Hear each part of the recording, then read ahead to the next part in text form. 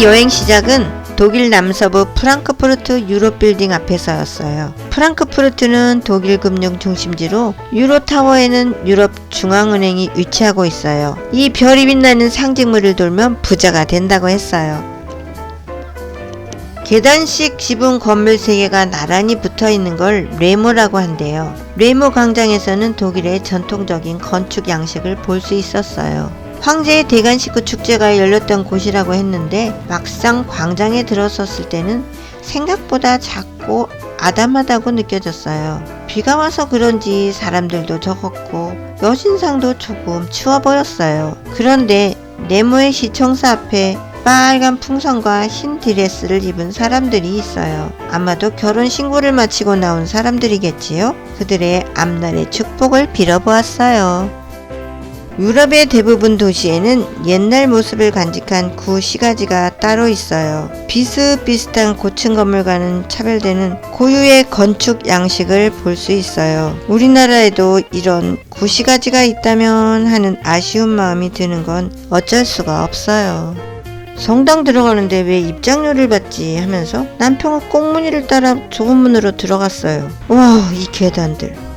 애당초 이 계단들을 오를 생각은 없었는데 여행 시작부터 강행군을 해야 할 이유가 있을까? 하지만 뭐 여기까지 들어왔는데 그냥 도로 나갈 수도 없고 헉헉대면서 첨탑 꼭대기에 오른 순간 뻥 뚫린 프랑크푸르트 전경을 보니 속이 다 시원했어요. 와, 드론을 날릴 수 있다면 뭐 이렇게 굳이 오르지 않아도 될 텐데. 근데 힘들게 네 발로 오르고 나니까 더 감동적인 것 같았어요. 프랑크푸르트 대성당은 신성 로마 제국 황제의 선출과 대관식이 열렸던 곳이에요. 우리는 이곳에서 우리의 여행의 안녕을 기원했어요. 한글로 된 리플릿이 있는 걸 보니까 한국 사람들이 꽤 많이 다녀간 모양이에요. 한국의 위상이 그만큼 많이 올라가 있다는 증거겠지요.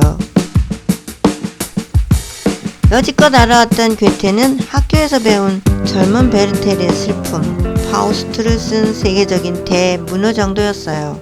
이번 여행을 가기 전 우연히 알게 된 괴테 마을. 왜 하필이면 괴테 마을이지? 정도? 적극적으로 괴테라는 인물에 대해 알고 싶어 했던 적은 없었어요.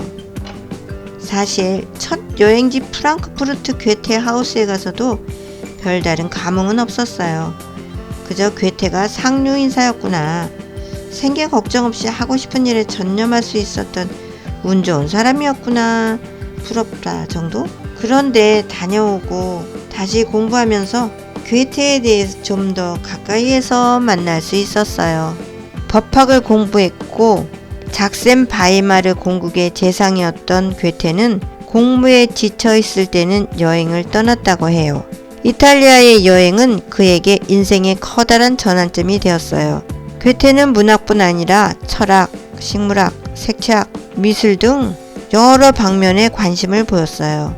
내 가슴 속엔 2개의 영혼이 깃들어서 하나가 다른 하나와 떨어지려 하네. 현세에 매달려 관능적 쾌락을 추구하고 다른 하나는 과감히 세속의 티끌을 떠나 숭고한 선인들의 영역에 오르려고 하네.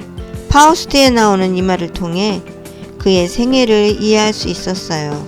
평생 매일 아침 5시 반에 일어나 글 쓰고 책 읽고 정치하고 저녁에는 연극 감독을 하며 철학자로 다재다능했던 그도 무수한 여자와 사귀면서 74세 나이에는 19살 여자와 혼인을 하고 싶어 했다니 그의 가슴속에 2개의 영혼이 깃들었다는 그 말은 자신을 두고 한 말인 것 같기도 해요. 하늘에는 별이 있어 아름답고 땅에는 꽃이 있어 아름답지만 인간에게는 사랑이 있어 아름답다.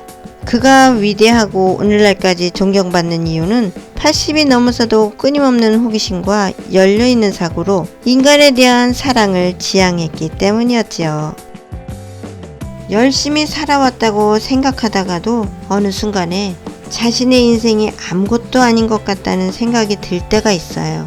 지금 내가 도전하는 모든 것들이 무의미하다고 느껴지고 좌절할 때 서두르지 말고 쉬지도 마시오 라는 괴테의 말을 떠올리면 쉬지 않고 또 앞으로 나아갈 힘을 얻게 되지요.